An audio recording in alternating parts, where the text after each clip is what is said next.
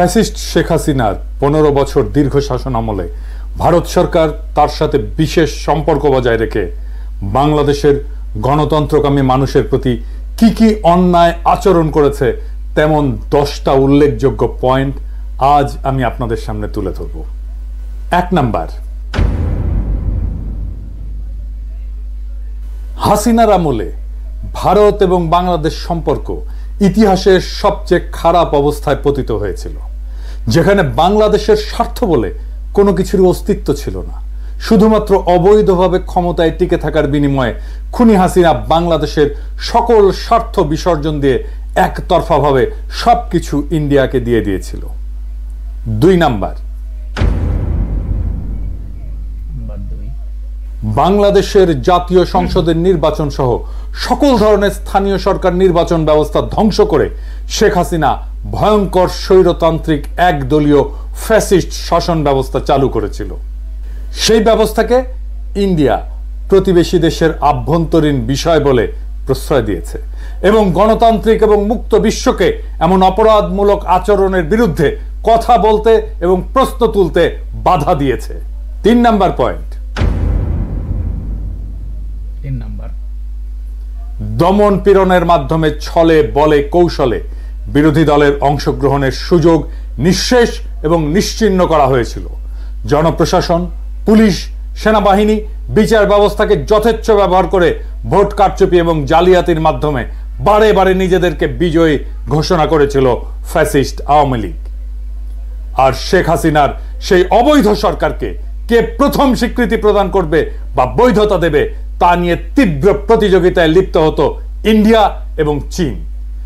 এক্ষেত্রে কর্তৃত্ববাদী চীনের সাথে তথাকথিত বৃহত্তর গণতন্ত্রের দেশ ইন্ডিয়ার আচরণের বিন্দুমাত্র পার্থক্য ছিল না। সরাসরি বাংলাদেশের আভ্যন্তরীণ রাজনীতিতে, ভোটের রাজনীতিতে হস্তক্ষেপ করেছে ইন্ডিয়া। অসংখ্য উদাহরণ আছে। 4 নাম্বার পয়েন্ট, বাংলাদেশের সংখ্যাগরিষ্ঠ মানুষের উপরে খুনি হাসিনার শাসনামলে ব্যাপক মানবাধিকার লঙ্ঘনের পক্ষে রাজনৈতিক সমর্থন জুগিয়েছে। বিশ্ব পরিমণ্ডলে অপরাধীর পক্ষে দাঁড়িয়েছে ভারত রাষ্ট্র। এর বিরুদ্ধে প্রতিবাদ করেছে, বিশ্ববিবেক জাগ্রত করার চেষ্টা করেছে আন্তর্জাতিক মানবাধিকার সংস্থাগুলো, যেমন Asian human rights commission, amnesty international, human rights watch, FIDH আর RFK হিউম্যান রাইটস ফাউন্ডেশন। বিরোধী দলগুলো এবং রাজনৈতিক ভিন্ন মতাবলম্বীদের দমন করতে এমন হাজার হাজার নেতাকর্মীদের বিরুদ্ধে মিথ্যা মামলা মোকদ্দমা দিয়ে তাদেরকে নিষ্ক্রিয় করা হতো। শুধু তাই না, গ্রেপ্তারকৃত বিরোধী নেতাকর্মীরা হেফাজতে নির্যাতনের শিকার হতেন। অনেকে কারাগারে চিকিৎসার অভাবে এবং নির্যাতনে মারা গেছেন। বিরোধী দলীয় সমাবেশ এবং আন্দোলনের উপরে সরকার সমর্থিত বাহিনী নিয়মিতভাবেই সংঘবদ্ধ হামলা করেছে এবং সকল ক্ষেত্রে এইসব অপরাধীরা বিচার থেকে রেহাই পেয়েছে। আইন শৃঙ্খলা বাহিনী, বিশেষ করে র্যাব এবং পুলিশ অজস্র বিচার বহির্ভূত হত্যাকাণ্ড ঘটিয়েছে। ক্রসফায়ার বা বন্দুকযুদ্ধ নামের ঘটনাগুলোতে বহু বিরোধী দলের নেতা কর্মী প্রাণ হারিয়েছে। বিরোধী দলের নেতাকর্মী, সাংবাদিক, নাগরিক সমাজের অজস্র নেতাকর্মীদের গুম করা হয়েছে এবং এই কাজে নীরব সমর্থন জানিয়েছে সব সময় ভারত রাষ্ট্র। 5 নাম্বার পয়েন্ট, সাংবাদিক এবং মানবাধিকার কর্মীদের উপরে ডিজিটাল সিকিউরিটি অ্যাক্ট ব্যবহার করে হয়রানি এবং গ্রেপ্তারের ঘটনা অহরহই ঘটেছে। মুক্ত সাংবাদিকতা এবং মত প্রকাশের স্বাধীনতাকে কঠোরভাবে দমন করা হয়েছে। সরকারের বিরুদ্ধে সমালোচনা করা ব্যক্তিদেরকে গ্রেপ্তার করা, আটককৃতদের নির্যাতনের শিকার হওয়ার ঘটনা ছিল নিত্য নৈমিত্তিক বিষয় এবং অসংখ্য মানুষকে দেশ ছাড়া করা হয়েছে।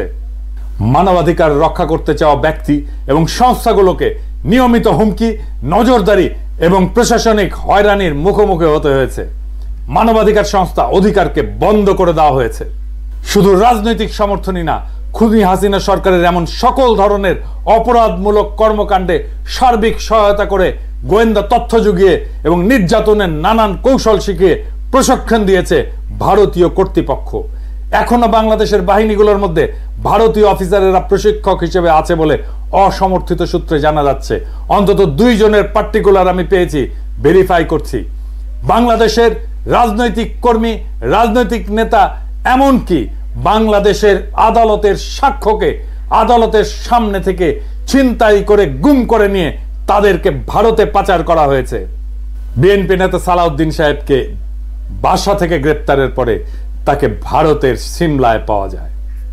মৌলানা সাইদির মামলায় আদালতের সামনে থেকে সাক্ষীকে ছিনতাই করে তাকে ভারতের জেলে ঢোকানো হয়।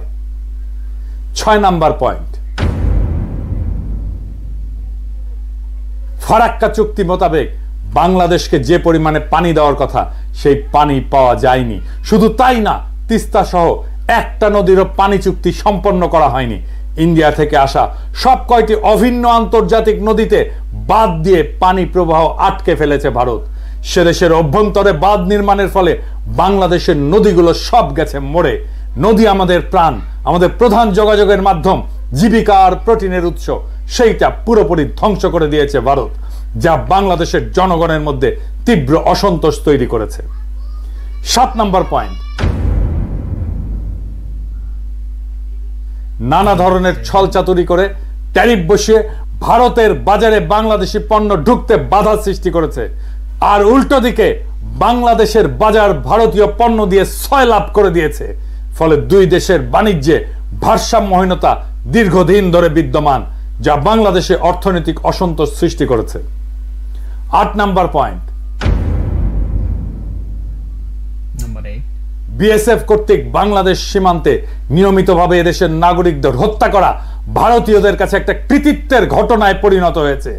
খুনি হাসিনা নিজে, তার স্বরাষ্ট্র সহ অন্যান্য মন্ত্রীরা, এমনকি ডিজি সহ বিজেপির শীর্ষ কর্মকর্তারা এই জন্য নিহত এবং আহতদের দায়ী করতেন। নির্লজ্জ এই সমস্ত দালালদের কে বুঝাবে যে অবৈধভাবে সীমান্ত পাড়ি দেওয়ার অপরাধে একজন মানুষকে বিনা বিচারে মৃত্যুদণ্ডে দণ্ডিত করা যায় না। ইন্ডিয়ার এমন সকল ভয়াবহ অমানবিক আচরণ তাদের প্রতি বাংলাদেশের মানুষের ঘৃণা আকাশস্পর্শী করেছে এবং প্রতিরোধের স্পৃহা গড়ে উঠেছে। তাদের আসাম রাজ্যের এনআরসি কার্যক্রম শেষে ভারত সরকার খুবই অন্যায্য এবং অন্যায়ভাবে সেখানে বাংলাদেশ থেকে অভিবাসী যাওয়ার অভিযোগ তুলে দোষারোপ এবং চাপ সৃষ্টি করেছে। শুধু তাই না, বিজেপির প্রধান নেতা অমিত শাহ বাংলাদেশিদেরকে উই পোকার সাথে তুলনা করেছে এবং বাংলাদেশিদেরকে উল্টো করে ঝুলিয়ে রাখার কথা বলেছে। 9 নাম্বার পয়েন্ট, শুরু থেকেই ইন্ডিয়া রোহিঙ্গা গণহত্যাকারীদের পক্ষ অবলম্বন করেছে। একজন রোহিঙ্গা শরণার্থীকে তারা ভারতীয় সীমানায় ঢুকতে বা আশ্রয় নিতে দেয়নি এবং রোহিঙ্গাদের খালি করে দেওয়ার পরে ওই জায়গায় গিয়ে ভারত তার সমস্ত ব্যবসাপাতি নিয়ে বসিয়েছে। ব্যবসা বাণিজ্য চলছে তুমুল ভাবে। রোহিঙ্গা সমস্যায় ভারত সবসময় মায়ানমারের পক্ষে এবং বাংলাদেশ বিরোধী বৈরী ভূমিকায় অবতীর্ণ হয়েছে। 10 নাম্বার, খুনি হাসিনার অবৈধ সরকারকে ক্ষমতায় বসিয়ে রেখে ইন্ডিয়া তাদের জন্য সুবিধাজনক শর্ত জুড়ে দিয়ে বাংলাদেশের স্বার্থ বিরোধী অজস্র চুক্তি স্বাক্ষর করিয়ে রেখেছে। বাংলাদেশের স্বার্থ বিরোধী এমন সব চুক্তিতে ভারতের পক্ষে লাভ এবং সুবিধাজনক শর্ত লিপিবদ্ধ করা হয়েছে। ভারতের বাজারে বৈধভাবে বাংলাদেশি কর্মীদের প্রবেশাধিকার নাই বললেই চলে। আর ভারত থেকে লক্ষ লক্ষ পেশাদার বাংলাদেশে এসে চাকরি করে